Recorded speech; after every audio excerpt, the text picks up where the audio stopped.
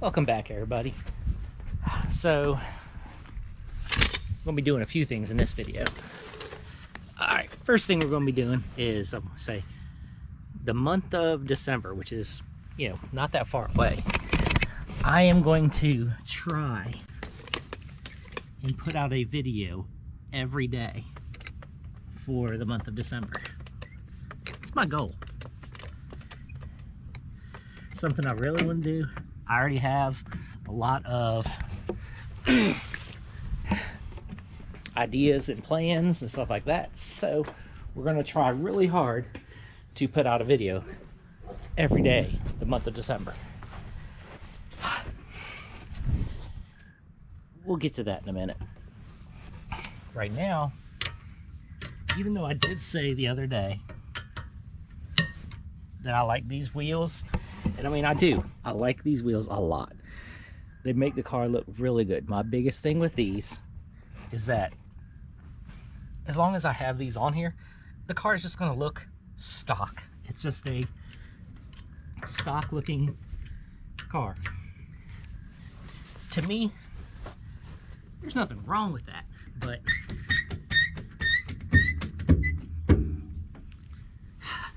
I gotta have something that ain't stock.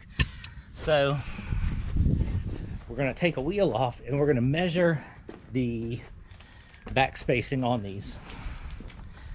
I've already been told by somebody who has these, which is through Sith Element, which is one of the main company that does a lot of the, it's kind of weird, it's like green, but Sith Element does a lot of the high performance stuff for this. So there's so much brake dust.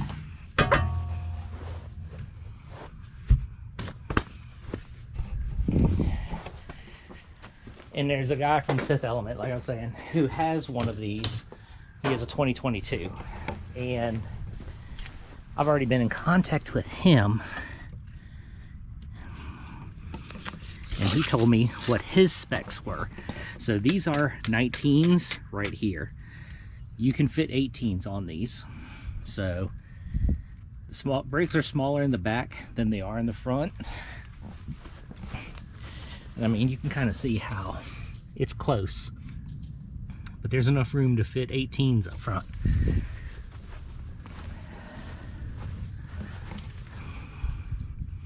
Yeah, and this thing got super dirty the other day. I went to,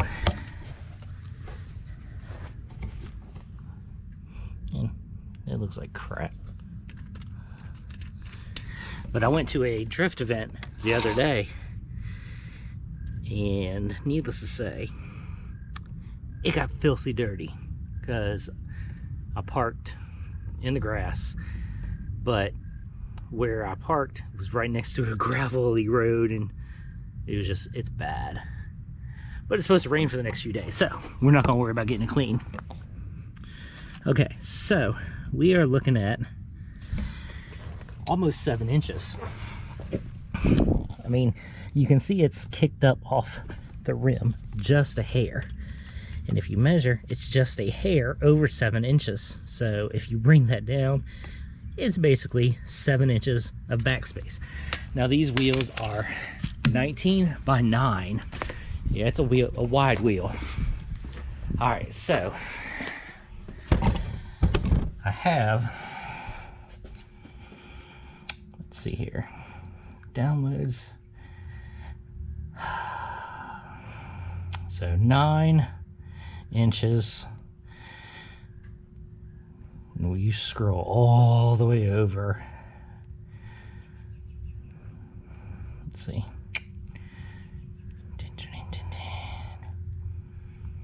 We're talking 51 plus 51, so plus 51 millimeters backspace. That's huge. Huge. So the guy from Sith Element, he's got 18 by 9s with a plus 35 offset, and they like basically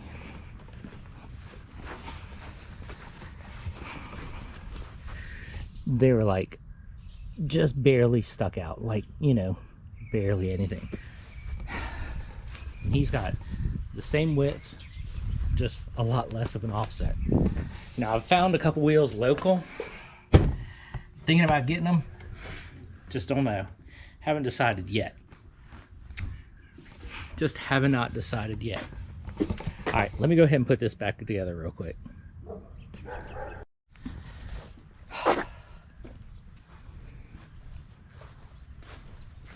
Okay, so this is another reason why I want to switch wheels and tires on the Kona N.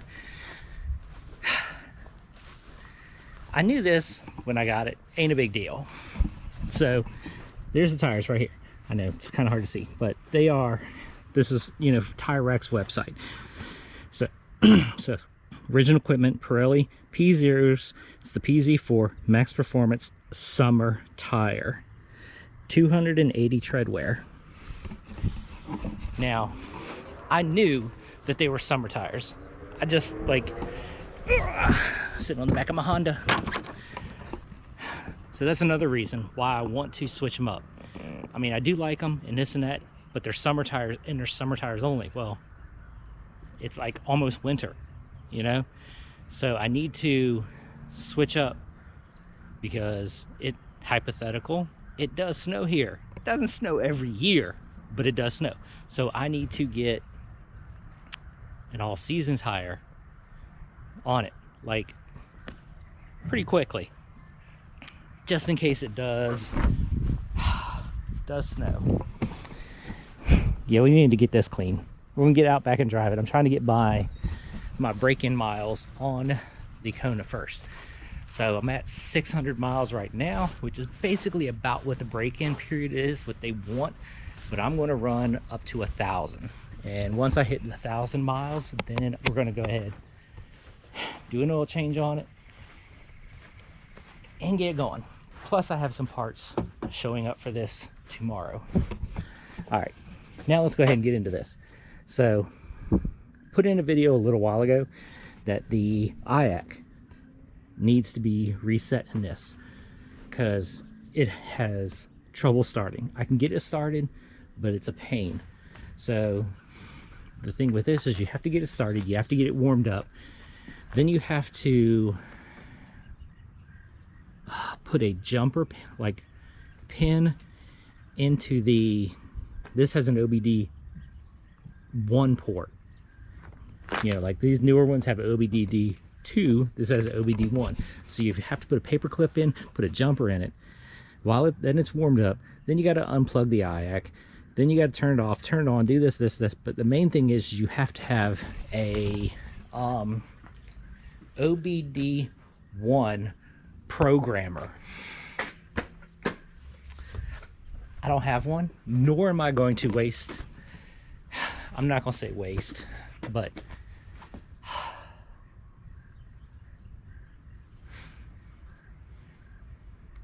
they cost a lot of money. And the fact that neither of, I mean, these are both OBD 1s, that's an OBD 1, they're not, I'm pretty much, they're not going to stay that way. So like, there's a whole bunch of talking, sorry, but that one right there is gonna be, you know, carbureted. But then again, I've been thinking about doing like an EFI setup in it. Just haven't decided. Really, during the winter, there's only one more time that I need to have that truck up and running. I can go ahead, get it running for that one time when I need to go out with it. And then I guess I really need to get off my butt and get this motor finished right here, because as soon as I get this done, I can go ahead and put it in the Silverado. It's mostly there. I mean, basically I need to put the heads on it, permanently bolt it down, which head gaskets and all that stuff are in the room, in the house, my spare motor parts room. Then I need an intake manifold. Then we just, you know, basically start putting them on the truck. It's not that far. Yeah, don't worry about this. We're still getting there.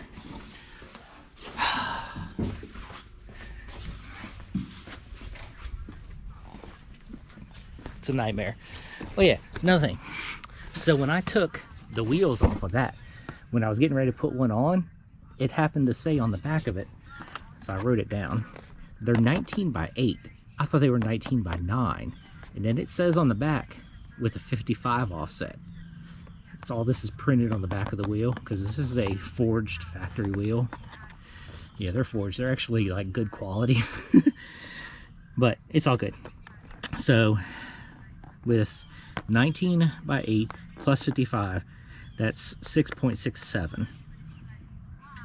I'm pretty sure it was still 7 inches. Okay, but whatever. We're not going to nitpick.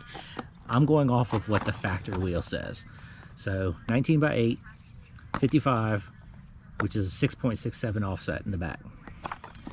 So if I run, which, you know, I still did the calculations, did the measurements, 18, which the ones that I was looking at, the one guy has 18 by 9s plus 35.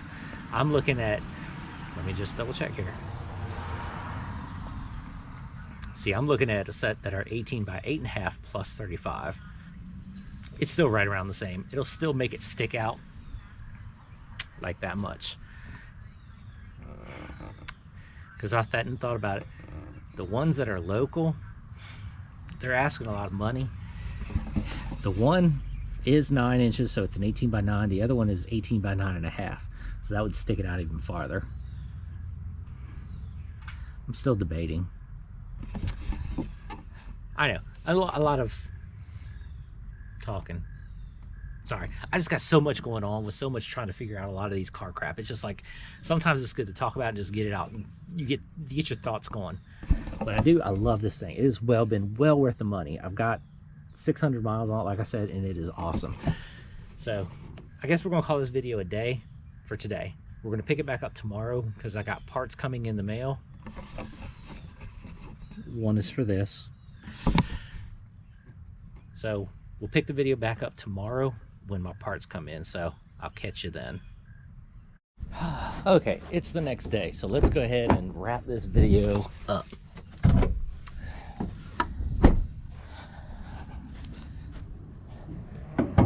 Open the hood. There we go. So, my first mod, Canon air filter for this thing.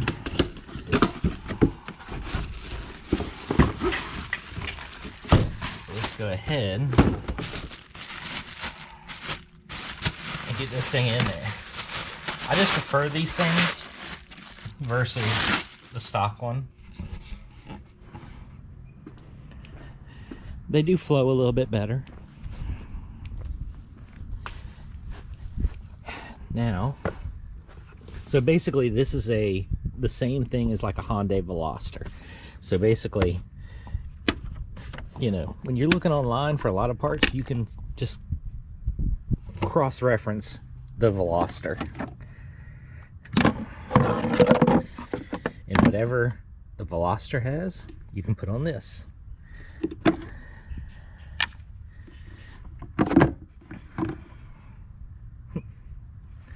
Well, it should be clean. It's only got 600 miles. And no, I'm not putting, you know, like an intake, nothing like that in there, because these things are meant to work and they're meant to perform really well. So there's no reason for that kind of stuff anyways.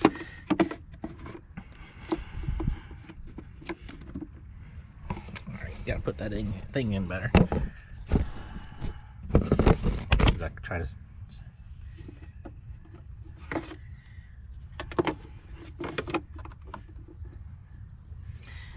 Then put that back on. And done. So there it is. I mean, there is companies that make intake tubes for this, all that kind of stuff, but it's still, when you put that kind of thing inside, it's basically an open air box or an open filter inside your engine compartment. It's a turbocharged motor, produces a lot of heat. So with these kind of, so I mean, basically you're making a hot air intake. So with this, you're pulling air in from outside, in and into there, and then into the turbo.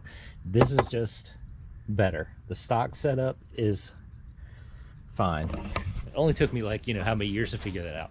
It's the same thing with like my Honda Civic. They've even done dyno tests, like on the Honda Civic, that it drops horsepower when you put an intake on it. They say basically put like a Canon filter in it and call it a day. Best to do it with the Honda. So I'm doing the same thing with that, just doing that and calling it a day. All right, now, no, every video lately or in the future is not going to be on this. We're going to get back on these. So just wanted to get some stuff done to the Kona. We've got more stuff coming in on this, but in the meantime, gotta get back on these. So next video, we'll be back on the OBS truck. So catch you then.